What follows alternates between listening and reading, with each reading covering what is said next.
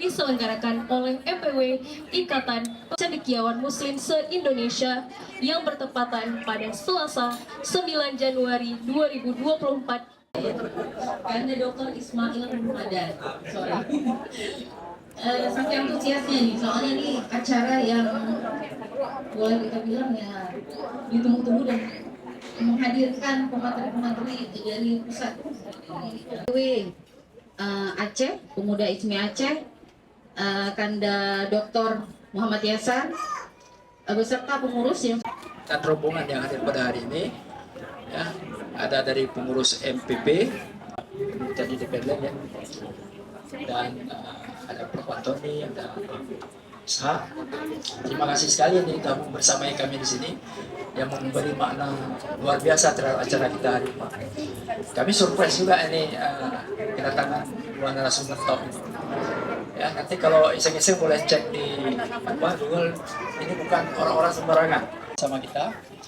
Ya, dalam rangka memperkuat diskusi kita ini, kita yang tidak kalah menariknya juga ada anggota Panwasli Aceh, Kak Metanur, yang turut membersamai kita hari ini, sehingga kalau dilihat dari para narasumber yang hadir hari ini benar-benar dapat menjangkau apa yang menjadi tujuan utama. Debu bertebaran, duri menusuk, luka di tangan. Sungguh terharu penyambutan pada kami, sangat menusuk sanubari di hati.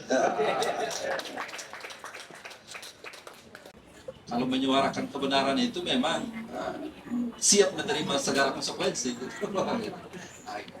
Menyatukan kita di sini karena komitmen pada kebenaran, suarakan kebenaran. Kemudian abang saya ini juga, abang dokter Isara,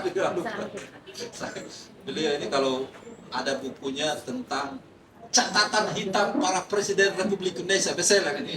Tepuk tangan dulu ya beliau. Dengan mengucapkan Bismillahirrahmanirrahim, acara diskusi publik ini akan dibuka dengan semua.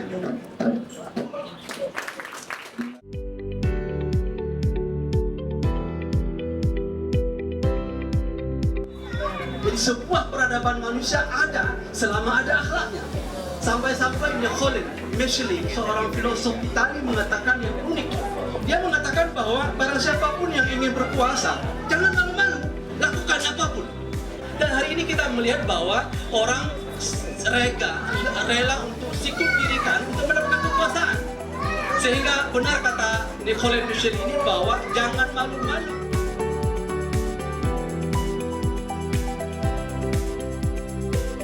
Berdasarkan hasil riset yang kami lakukan mengenai pandangan masyarakat terhadap dampak kecurangan pemilu terhadap disintegrasi bangsa, dapat diambil beberapa kesimpulan. Sebagian besar masyarakat, hampir 67,9% menyatakan bahwa sangat setuju bahwa pemilu yang curang dan intervensi dapat berdampak pada ancaman disintegrasi bangsa. Kepada para pihak, baik itu dari partai politik melalui saksinya, untuk melakukan komplain apabila memang terjadi kecurangan yang dilakukan di lapangan. Karena intinya kita ingin menyelamatkan suara rakyat. Walaupun satu komplain, misalnya satu orang yang tidak terdaftar di daftar pemilih tetap, tapi dia harusnya layak, itu kita komunikasikan sampai ditetapkan daftar pemilih tetap.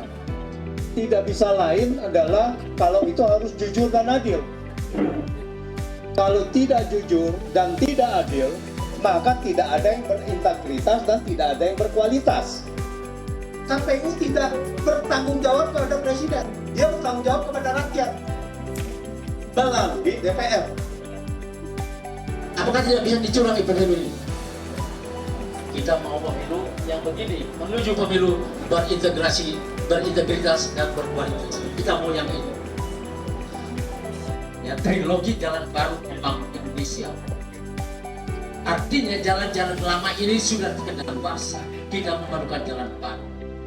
Baik, terima kasih Pak telah memberikan kesempatan kepada saya. Baik, sebelumnya perkenalkan, saya Alun Nazar, dari Badan Eksekutif Mahasiswa Universitas Bina Bangsa Gersik Tengah Banda Aceh. Jadi Pak, Bu, di sini saya ingin mengajukan pertanyaan kepada Ibu bahwasanya bagaimana sih selain kita mengawasi, sikap kita mengawasi terkait jalannya pemilu ini, apakah ada cara lain yang dapat memang kokoh untuk membuat masyarakat bahwasanya pemilu ini berjalan dengan baik tanpa adanya kecurangan? Di BEM UBBG ya, memang untuk memastikan seseorang itu ragu atau percaya itu sangat sulit. Tetapi bagi kita, khususnya Panwasli Aceh, adalah bagaimana membangun rasa kepercayaan itu dari diri kami sendiri.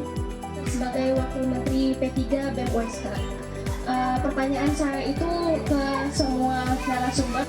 Nah, seperti yang kita ketahui dan juga Kemenpolhukam juga sudah menyajikan data bahwasannya kecurangan-kecurangan pemilu oleh caleg dan juga paslon-paslon itu horizontal tentunya Pak Ibu. Semuanya melakukan. Yang menjadi vital itu adalah peran dari KPU dan juga Bawaslu tadi. Bahwasanya dapat menyempitkan ruang untuk melakukan kecurangan-kecurangan tadi. Saya Sarifah Rahmatillah. Saya mau tanya Bu kita, belakangan ini tahun-tahun periode-periode yang sebelumnya dan sebelumnya lagi itu identik sekali pemilu dengan serangan fajar.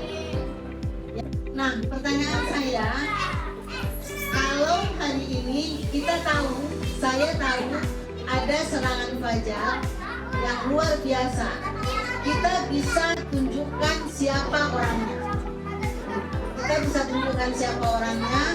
Ada yang mau bersaksi, tetapi hari ini peraturan tidak melindungi saksi. Kewenangan dari Bawaslu itu untuk menyikapi ya kasus seperti tadi, kasus money politik. Tapi faktanya itu menjamur dan ada. Jadi apabila nanti dilaporkan kasus penemuan dari money politik itu karena ada misalnya saksi yang merasa ketakutan, itu boleh berkoordinasi dengan kita, nanti akan membicarakan itu dengan tim sentra Gakumdu. Jadi ada dari pihak kepolisian dan Kejati yang akan memproses apabila ada tindak pidana. Politik uang ini adalah ada yang diadukan, ada yang memang sebetulnya ada inisiatif sendiri karena sudah jelas gitu, itu adalah politik uang. Tinggal ditanyakan, dikonfirmasi apakah itu benar atau tidak, dan itu sudah bisa ditindak.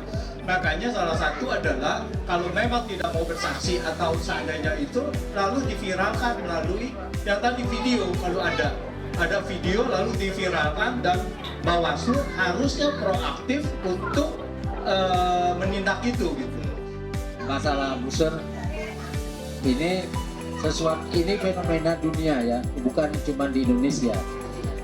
Ada film yang sangat bagus membela rakyat Korea ya, itu dihancurkan oleh buzzer dalam waktu tidak sampai 3 minggu, dan film itu tidak jadi tayang.